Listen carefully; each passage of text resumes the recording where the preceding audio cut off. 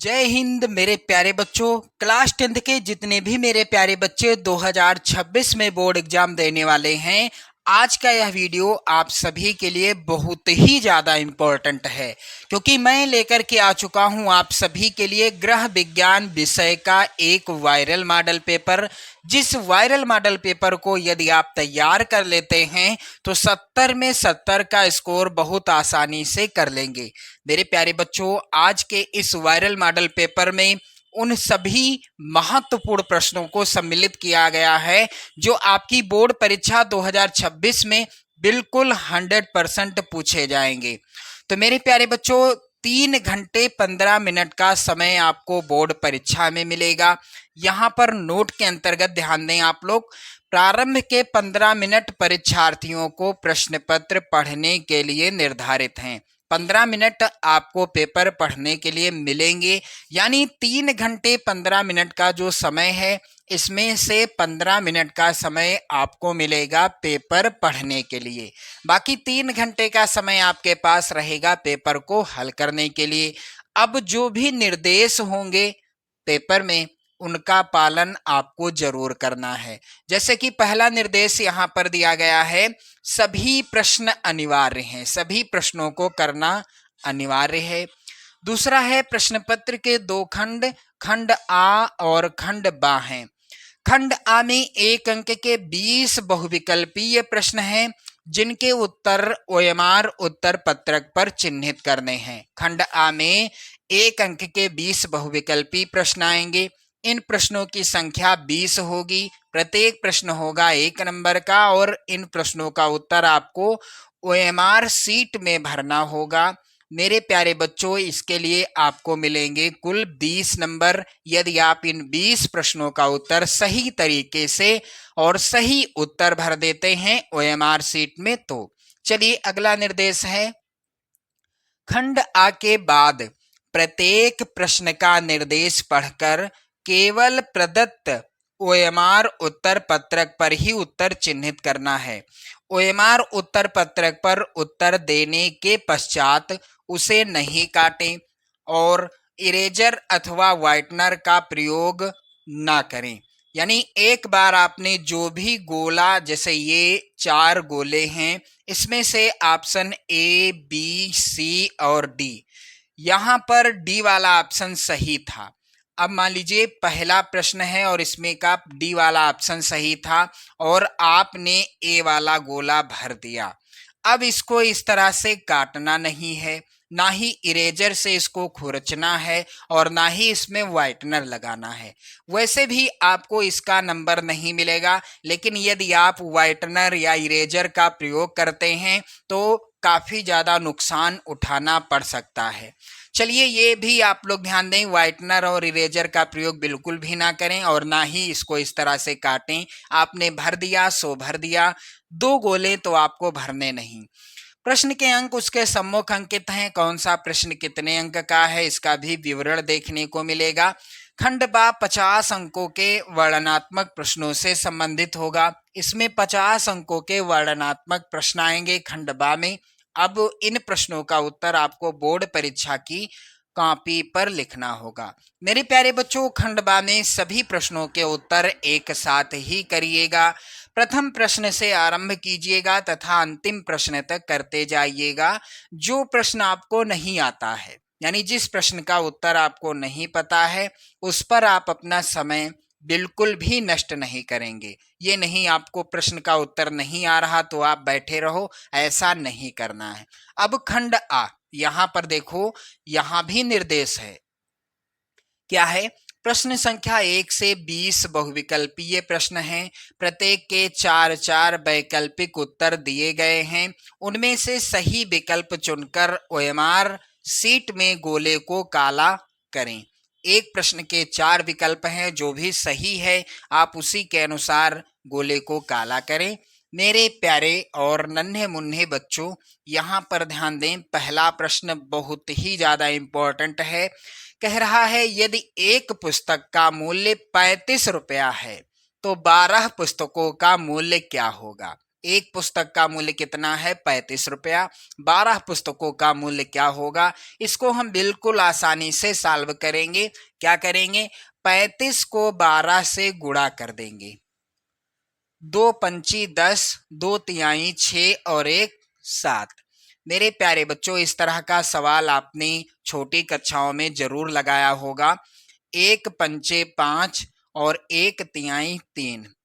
इस तरह से आप लोग ध्यान दें। 7 और 5 12, 3 1 4, 420 रुपया। यानी एक पुस्तक का मूल्य 35 रुपया है तो 12 पुस्तकों का मूल्य कितना होगा? 420 रुपया होगा। ऑप्शन ए वाला सही है। बिल्कुल समझ में आ गया होगा। चलिए आगे बढ़ते हैं। अगला प्रश्न है, पारिवारिक बजट बनाने का उद्देश्य क्या है? इसको तो रटना ही नहीं है। चलिए इसके विकल्प जो कि इस प्रकार से हैं मेरे प्यारे बच्चों। यहाँ पर विकल्प है ए बचत, बी व्यय पर नियंत्रण, सी आय की जानकारी और डी उपर्युक्त सभी। तो मेरे प्यारे बच्चों, पारिवारिक बजट क्यों बनाया जाता है? व्यय का अर्थ होता है खर्च, और यहाँ पर राइट आंसर क्या हो जाएगा? उपर्युक्त सभी। बचत करना, व्यय पर भी नियंत्रण, यानी हमें जो खर्च करना है उस पर नियंत्रण किया जा सके। आय की जानकारी हो जाए, आय यानी हमारी आमदनी कितनी हुई इसका भी हमें ज्ञान हो जाए, इसलिए उपयुक्त सभी होगा राइट आंसर। अगला है, घर की सफाई करने के बाद कूड़े का क्या करना चाहिए? तो आप बेसिक सा प्रश्न है, इसका उत्तर क्या होगा? सड़क पर फेंक दोगे या घर में रख लोगे या कूड़ेदान में डाल दोगे? तो घर की सफाई करने के बाद उस कूड़े को कूड़ेदान में डालना चाहिए। सी वाला ऑप्शन सही। और सबसे इंपॉर्टेंट और हर बार बोर्ड परीक्षा में आने वाला ये प्रश्न 2026 में लिख कर रख लो मेरे प्यारे बच्चों, ये जरूर पूछा जाएगा। जल का रासायनिक सूत्र क्या है? तो जल का रासायनिक सूत्र क्या है? थोड़ा विकल्प मिसप्रिंट है, मैं क्लियर कर दूंगा। यहां पर ध्यान दें, HO है या H2O है या 2HO है या फिर H2O2 है। ये थोड़ा मिसप्रिंट है, मैंने क्लियर कर दिया। राइट आंसर क्या होगा? जल का रासायनिक सूत्र है H2O। बी वाला ऑप्शन सही होगा। अगला बहुत ही ज्यादा इंपॉर्टेंट प्रश्न है, कह रहा है पांचवा प्रश्न, पर्यावरण दिवस कब मनाया जाता है? तो पर्यावरण दिवस प्रत्येक वर्ष 5 जून को मनाया जाता है। सी वाला ऑप्शन सही होगा। मेरे प्यारे बच्चों, प्रश्न संख्या 6 है, ATS अथवा टिटबैक का इंजेक्शन किस रोग के बचाव के लिए लगाया जाता है? जब आपको लोहा लग जाता है, यानी लोहे से आप कट जाओ, या किसी जंग लगी चीज से आपको चोट लग जाए, या आपका कुछ भी एक्सीडेंट हो जाए, खून निकल आए, तो ATS अथवा टिटबैक का इंजेक्शन लगाया जाता है। किस रोग के बचाव के लिए? टिटनस रोग के बचाव के लिए। क्लियर हो गया। चलिए अगला प्रश्न है, टाइफाइड रोग फैलता है, तो टाइफाइड रोग किस जीवाणु के कारण फैलता है? यहां पर बी वाला ऑप्शन सही होगा, साल्मोनेला टाइफी के द्वारा। प्रश्न अगला है, घर में सिलाई करने से बचत होती है, तो यदि आप घर में सिलाई करोगे तो आपके समय की बचत होगी, आपके धन की बचत होगी, आपके वस्त्र की बचत होगी। राइट आंसर है उपर्युक्त सभी। प्रश्न अगला, प्रश्न संख्या 9, कपड़े पर निशान लगाना चाहिए। तो जब कपड़े को सिला जाता है उसके पहले उसको काटा जाता है, और काटने से पहले उसमें निशान लगाया जाता है कि कहाँ से हमको कपड़े को काटना है। अब ये निशान लगाया किस से जाता है? तो राइट आंसर होगा मिल्टन चौक से, बी वाला ऑप्शन। विटामिन सी का सबसे अच्छा स्रोत क्या है? तो हरी सब्जियां नहीं है, यहाँ पर डी वाला ऑप्शन सही होगा, खट्टे फल, जिसमें आंवला हो गया, संतरा हो गया, नींबू हो गया, ये सभी विटामिन सी के क्या हैं? स्रोत हैं। अगला प्रश्न है, भोजन परोसने के लिए का प्रयोग करना चाहिए। यहाँ पर रिक्त स्थान है, इसमें क्या भरा जाएगा? भोजन परोसने के लिए किसका प्रयोग करना चाहिए? कांटेदार चम्मच यानी फोर्क का, हाथ की उंगलियों का, लकड़ी की छुरी का, या बड़ा चम्मच का? तो राइट आंसर क्या हो जाएगा? डी वाला, भोजन परोसने के लिए बड़ा चम्मच का प्रयोग, यानी परोसने वाला जो चम्मच होता है उसका प्रयोग करना चाहिए। प्रश्न संख्या 12 है, भोजन पकाने में किसका प्रयोग हानिकारक होता है? तो मेरे प्यारे बच्चों, भोजन पकाने में यदि हम सोडा का प्रयोग करते हैं तो वो हमारे स्वास्थ्य के लिए हानिकारक होता है। अगला प्रश्न संख्या 13 है, रोगी का भोजन होना चाहिए, तो रोगी का भोजन कैसा होना चाहिए? चटपटा, बिना पका, गरिष्ठ या सुपाच्य? रोगी का भोजन होना चाहिए डी वाला ऑप्शन, सुपाच्य, क्योंकि उस भोजन को रोगी के लिए अच्छा माना जाता है जिसे वह आसानी से पचा सके और उसके रोग के अनुकूल हो। अगला प्रश्न है, मनुष्य के शरीर में कुल कितनी अस्थियां होती हैं, यानी हड्डियां होती हैं? तो विकल्प यहाँ पर आप लोग ध्यान दीजिएगा, मनुष्य के शरीर में कुल कितनी अस्थियां होती हैं, यहाँ पर ए वाला ऑप्शन ही राइट आंसर हो जाएगा। राइट आंसर क्या है? 206। मनुष्य के शरीर में 206 अस्थियां या हड्डियां होती हैं। मेरे प्यारे बच्चों, अगला प्रश्न है प्रश्न संख्या 15, रोगी के लिए आहार व्यवस्था का क्या उद्देश्य है? संतुलित आहार देना, पोषण की कमी, अधिक ऊर्जा देना या उपयुक्त सभी? तो रोगी के आहार के लिए क्या व्यवस्था, रोगी के लिए आहार व्यवस्था का क्या उद्देश्य है? ए वाला ऑप्शन सही होगा, संतुलित आहार देना। प्रश्न संख्या 16 है, सिल्वेस्टर विधि का प्रयोग होता है, तो सिल्वेस्टर विधि का प्रयोग कब होता है? बी वाला ऑप्शन सही होगा, डूबने पर। प्रश्न अगला है मेरे प्यारे बच्चों, मानव मेरुदंड में कितनी पृष्ठीय कशेरुक होती हैं? तो यहाँ पर राइट आंसर क्या होगा? मानव के मेरुदंड में कितनी पृष्ठीय कशेरुक होती हैं? यहाँ पर सी वाला ऑप्शन सही होगा, 12।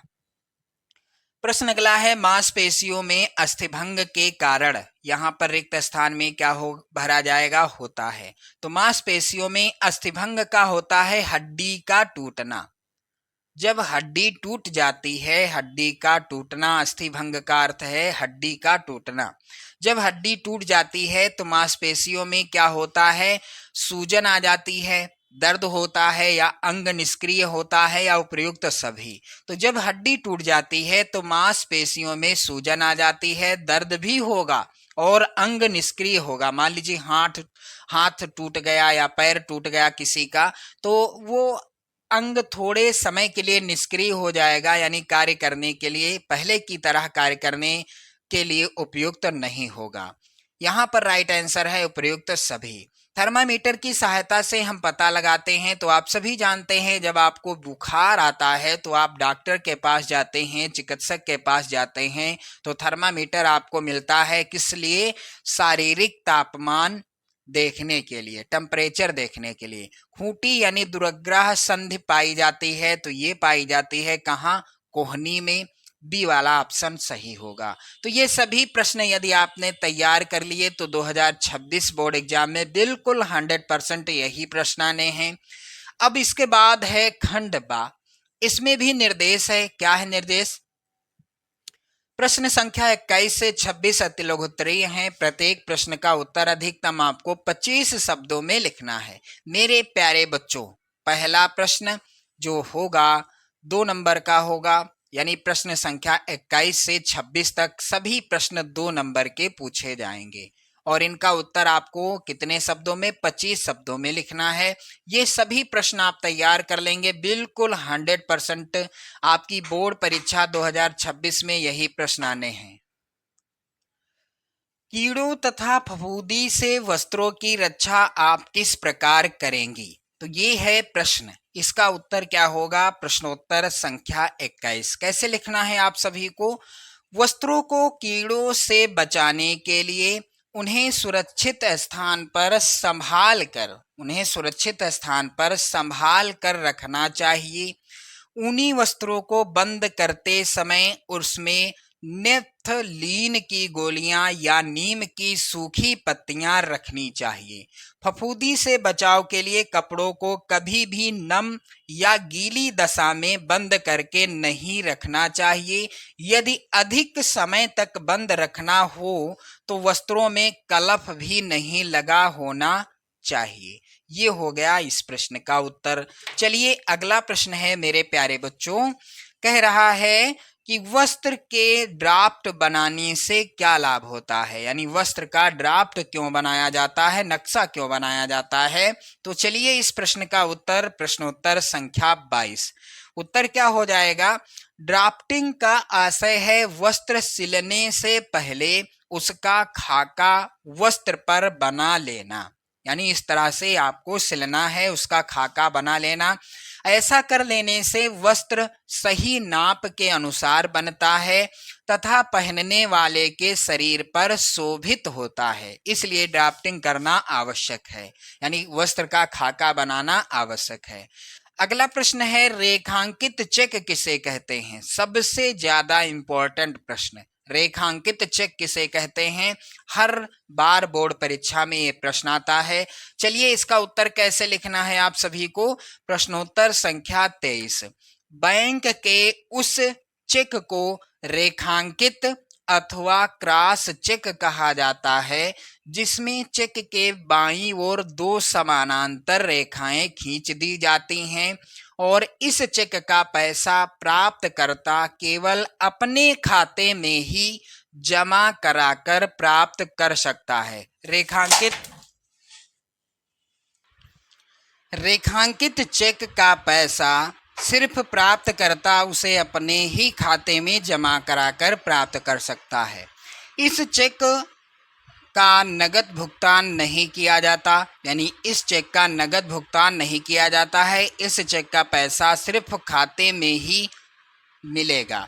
इस चेक द्वारा किया गया लेन देन सुरक्षित माना जाता है। मेरे प्यारे बच्चों, अगला प्रश्न है इस मॉडल पेपर का सबसे ज्यादा इंपॉर्टेंट, कह रहा है प्राकृतिक एवं कृत्रिम श्वसन क्रिया के बीच दो अंतर लिखिए। बहुत ही ज्यादा इंपॉर्टेंट प्रश्न है और इसका उत्तर क्या हो जाएगा, प्राकृतिक और कृत्रिम श्वसन क्रिया का अंतर। तो चलिए यहाँ पर आप सभी लोग ध्यान देंगे, इस प्रश्न का उत्तर क्या होगा। प्रश्नोत्तर संख्या 24। प्राकृतिक एवं कृत्रिम श्वसन क्रिया में अंतर। पहला अंतर क्या है यहाँ पर, प्राकृतिक श्वसन क्रिया सदैव एवं प्रतिक्षण होती रहती है, यानी जो प्रकृति के द्वारा श्वसन क्रिया होती है, जैसे हमारे शरीर में और आप सभी के शरीर में, ये प्राकृतिक श्वसन क्रिया है, ये प्रतिक्षण होती रहती है। जबकि कृत्रिम श्वसन क्रिया प्राकृतिक श्वसन में विघ्न पड़ने पर ही की जाती है। यदि किसी को सांस लेने में दिक्कत होती है तो उसे क्या किया जाता है, ऑक्सीजन उसको लगाई जाती है ताकि उसकी श्वसन क्रिया जो है आसानी से चल सके। तो प्राकृतिक श्वसन की क्रिया जो होती है ये सदैव और निरंतर होती रहती है, जबकि कृत्रिम श्वसन क्रिया प्राकृतिक श्वसन क्रिया में विघ्न पड़ने पर ही की जाती है। दूसरा अंतर क्या है, प्राकृतिक श्वसन क्रिया एक अनैच्छिक क्रिया है और ये सदैव होती रहती है, यानी प्राकृतिक श्वसन क्रिया एक अनैच्छिक क्रिया के रूप में होती रहती है, जबकि कृत्रिम श्वसन क्रिया आवश्यकता पड़ने पर दूसरे व्यक्ति की इच्छा पर निर्भर करती है। ये हो गया इस प्रश्न का उत्तर। चलिए अगला प्रश्न है यहाँ पर, अस्थिभंग के प्रकार, केवल नाम लिखना है आपको। अस्थिभंग यानी हड्डी कितने प्रकार से टूट सकती है, अस्थिभंग के प्रकार कितने हैं, नाम लिखना है। तो चलिए प्रश्नोत्तर संख्या 25 का उत्तर आप यहाँ पर समझें। प्रश्नोत्तर संख्या 25, इसका उत्तर क्या हो जाएगा, दुर्घटना या किसी संघर्ष में किसी हड्डी का एक या दो स्थान से टूट जाना हड्डी का टूटना या अस्थिभंग कहलाता है। क्लियर हो गया। चलिए अस्थिभंग के प्रकार कितने हैं, तो यहाँ पर ध्यान देना मेरे प्यारे बच्चों। पहला है बहुखंडी अस्थिभंग, दूसरा है साधारण अस्थिभंग, तीसरा है पचड़ी अस्थिभंग और चौथा है संयुक्त अस्थिभंग, पांचवा है कच्ची अस्थिभंग, छठा है जटिल अस्थिभंग। तो इतने प्रकार से हड्डी टूट सकती है। चलिए अगला प्रश्न है, प्राथमिक चिकित्सा किसे कहते हैं। बहुत ही ज्यादा इंपॉर्टेंट प्रश्न मेरे प्यारे बच्चों, प्राथमिक चिकित्सा किसे कहते हैं। इस प्रश्न का उत्तर क्या हो जाएगा, प्रश्नोत्तर संख्या 26। यहाँ पर ध्यान दें, चोट लग जाने के तुरंत बाद सर्वप्रथम जो उपचार किया जाता है उसे क्या कहते हैं, प्राथमिक उपचार कहते हैं या प्राथमिक चिकित्सा कहते हैं। अगला प्रश्न संख्या यहाँ पर आप देखेंगे 27, जो कि है लघु उत्तरीय प्रश्नों के अंतर्गत। यहाँ पर निर्देश दिया गया है प्रश्न संख्या 27 से 31 तक लघु उत्तरीय हैं। इनके उत्तर अधिकतम आपको 50 शब्दों में लिखना है और प्रत्येक प्रश्न आएगा 4 नंबर का। ये जो प्रश्न आएंगे प्रश्न संख्या 27 से प्रश्न संख्या 31 तक, ये सभी प्रश्न पूछे जाएंगे 4-4 नंबर के। और ये सभी प्रश्न आप तैयार कर लेना, क्योंकि इनका भी उत्तर मैं आपको बताने वाला हूं इसी वीडियो में। इसलिए 2026 में यदि आप 70 में 70 का टारगेट करते हैं तो वायरल मॉडल पेपर की श्रृंखला यानी सीरीज मैं आपको प्रोवाइड कराऊंगा इस चैनल पर। आप उसे देखकर अच्छा स्कोर कर सकते हैं। ये सभी प्रश्न भी तैयार कर लेना। चलिए पहला यानी इस प्रश्न संख्या 27 है, घर की सफाई के महत्व को स्पष्ट कीजिए। तो यहाँ पर इसका उत्तर क्या होगा? प्रश्नोत्तर संख्या 27, घर की सफाई का महत्व क्या है? पहला महत्व है गृह सज्जा में सहायक। घर की सफाई पर ही गृह सज्जा निर्भर करती है, यानी घर की सफाई करने से हमारे घर की सजावट निर्भर करती है सफाई पर ही, क्योंकि घर की सफाई ही एक ऐसा तत्व है जो गृह सज्जा की प्रत्येक शैली के लिए अनिवार्य है। यदि आपने घर को अच्छे से सजा रखा है लेकिन आप सफाई नहीं करते, झाड़ू नहीं लगाते, तो बेकार है। यदि घर में सफाई की समुचित व्यवस्था ना हो तो गृह सज्जा के संपूर्ण साधन उपलब्ध होते हुए भी घर को सुसज्जित नहीं कहा जा सकता। दूसरा, रोगों के जीवाणुओं को पनपने से रोकती है। घर की सफाई का एक उल्लेखनीय महत्व यह है कि इसके माध्यम से घर में रोगों के जीवाणुओं को पनपने से रोका जा सकता है। अधिकांश रोगाणु गंदगी, धूल एवं जालों आदि में ही पनपते हैं। यदि घर में नियमित रूप से सफाई होती रहे तो रोगों के जीवाणु पनपने की आशंका घट जाती है। तीसरा है स्वास्थ्य वर्धक। घर की सफाई परिवार के सदस्यों के स्वास्थ्य में सुधार तथा उन्हें स्फूर्ति उत्पन्न करती है यानी कराती है। घर की सफाई का अनुकूल प्रभाव उसमें रहने वालों के शारीरिक एवं मानसिक स्वास्थ्य पर भी पड़ता है। घर की सफाई प्रसन्नता, उत्साह एवं जीवन में प्रेरणा प्रदान करती है। मेरे प्यारे बच्चों, प्रश्न चौथा है यहाँ पर घर की सफाई का महत्व जीवन स्तर को ऊंचा बनाने में सहायक। उच्च जीवन स्तर के लिए घर का साफ सुथरा होना अति आवश्यक माना जाता है। ये हो गया इस प्रश्न का उत्तर। बिल्कुल अच्छे से आप स्क्रीनशॉट ले लीजिएगा। चलिए अगला है यहाँ पर प्रश्न, भोजन पकाने के कोई 2 उद्देश्य लिखिए। ये प्रश्न भी इम्पोर्टेंट है, तो चलिए यहाँ पर ध्यान देना। इस प्रश्न का उत्तर क्या हो जाएगा? इस प्रश्न का उत्तर आप जो है अच्छे से तैयार कर लीजिएगा, क्योंकि ये मेरे प्यारे बच्चों प्रश्न दूसरा है। यहाँ पर ध्यान दें, और उत्तर थोड़ा दूसरा मिसप्रिंट हो गया है, तो इसके लिए मैं आपसे क्षमा चाहूँगा। ये थोड़ा सा मिसप्रिंट है। ये प्रश्न होना चाहिए था कलफ के कितने प्रकार होते हैं और अरारोट एवं मैदे का कलफ बनाने की विधि क्या है। तो यदि आप चाहें तो इसका उत्तर समझ लें। कलफ के प्रकार: मैदे का कलफ, अरारोट का कलफ, चावल का कलफ, साबूदाने का कलफ तथा गोंद का कलफ आदि। अरारोट एवं मैदे का कलफ बनाने की विधि क्या है? मैदा तथा अरारोट से कलफ तैयार करने की विधि समान ही होती है। इसके लिए मैदा या अरारोट 1 बड़ा चम्मच, मोम 1/4 चम्मच तथा सुहागा आधा चम्मच लिया जाता है। इस सामग्री से कलफ तैयार करने के लिए तीनों ही पदार्थों को थोड़े से ठंडे पानी में मिलाकर गाढ़ा घोल तैयार कर लिया जाता है। इसके उपरांत इस घोल को किसी कढ़ाई या खुले मुंह के बर्तन में डालकर धीमी आंच पर रखा जाता है। घोल को निरंतर चम्मच से चलाते रहते हैं तथा साथ साथ आवश्यकता अनुसार थोड़ा थोड़ा पानी भी डालते रहते हैं। घोल धीरे धीरे पकने लगता है और आगे जब घोल भली भांति पक जाए तब कलफ तैयार हो जाता है। अब कलफ वाले बर्तन को आग से नीचे उतार लिया जाता है? ये प्रश्न होना चाहिए था कि कलप कितने प्रकार के होते हैं, मैदा और अरारोट का कलप बनाने की विधि क्या है। थोड़ा मिसप्रिंट है, इसके लिए मैं क्षमा चाहूंगा, लेकिन ये प्रश्न भी आप तैयार कर लीजिएगा। चलिए अगला प्रश्न यहाँ पर है, कह रहा है कि वृक्षारोपण से क्या लाभ हैं। बहुत ही ज्यादा इंपॉर्टेंट प्रश्न, वृक्षारोपण से क्या लाभ हैं। चलिए इसका उत्तर क्या होगा, प्रश्नोत्तर संख्या 29 का उत्तर कैसे लिखना है। वृक्षारोपण से निम्नलिखित लाभ हैं। पहला लाभ है, वृक्षों से हमें लकड़ियां प्राप्त होती हैं जो मकान बनाने एवं फर्नीचर के काम में आते हैं। दूसरा लाभ, वन पर्यावरण को नियंत्रित रखते हैं। तीसरा लाभ है, वनों से हमें ऑक्सीजन प्राप्त होती है जो मानव के लिए अनिवार्य है। चौथा है, वनों के होने से मृदा अपरदन नहीं होता है। पांचवा यहाँ पर यानी अगला लाभ है, वनों के होने से वर्षा अच्छी होती है और सूखे की संभावना कम होती है। छठा है, वनों से हमें फल एवं अनेक प्रकार की जड़ी बूटियां प्राप्त होती हैं। तो इस तरह से आपने देखा वृक्षारोपण से इतने महत्वपूर्ण लाभ होते हैं हम सभी को। अगला प्रश्न मेरे प्यारे बच्चों है, सिलाई किट की क्या उपयोगिता है। इसमें रखी जाने वाली 5 वस्तुओं के नाम लिखिए। बहुत ही ज्यादा इंपॉर्टेंट प्रश्न है। चलिए इसका उत्तर कैसे लिखना है आप सभी को।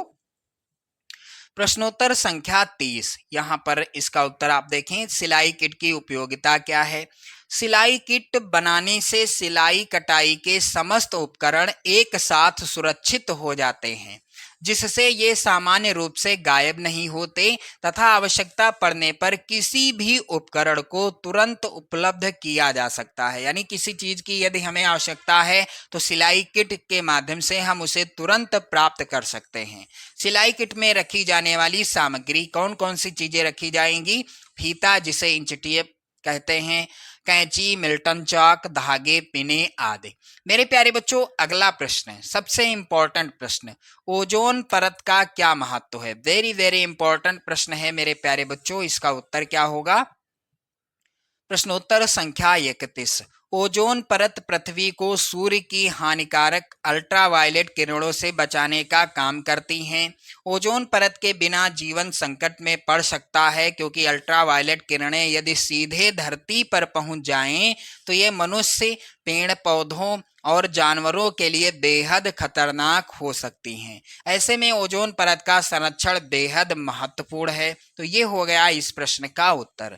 चलिए अब बारी आती है अगले प्रश्न की ओर बढ़ने की। अब देखेंगे आप दीर्घ उत्तरीय प्रश्न, जो कि इस तरह के हैं। यहाँ पर ध्यान दें आप सभी लोग, दीर्घ उत्तरीय प्रश्न यहाँ पर निर्देश दिया गया है। प्रश्न संख्या 32 से 34 तक दीर्घ उत्तरीय हैं। प्रश्न संख्या 32 व 33 के विकल्प दिए गए हैं। प्रत्येक प्रश्न के एक ही विकल्प का उत्तर लिखना है। प्रत्येक प्रश्न के उत्तर 100 शब्दों के अंतर्गत लिखना है। प्रश्न संख्या 32 सबसे ज्यादा इंपॉर्टेंट प्रश्न यदि है तो यही है 2026 बोर्ड एग्जाम के लिए, और प्रत्येक प्रश्न आएगा 6 नंबर का। आप लोग देख लो।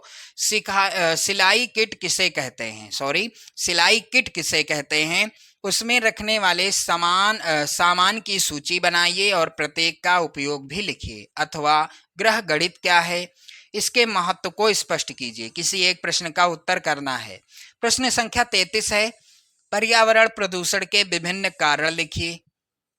अथवा जल के विभिन्न स्रोत तथा जल बचत यानी संरक्षण के उपाय लिखिए। दोनों ही प्रश्न महत्वपूर्ण हैं, आप लोग तैयार कर लेना इनका उत्तर।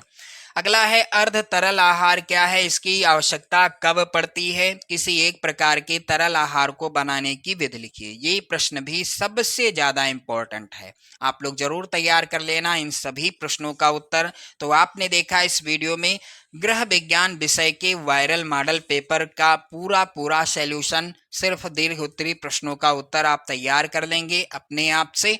तो मेरे प्यारे बच्चों आप लोग शेयर कर देना इस वीडियो को और इन सभी प्रश्नों को तैयार कर लेना। 70 में 70 जरूर लेकर के आओगे आप 2026 बोर्ड एग्जाम में। जय हिंद।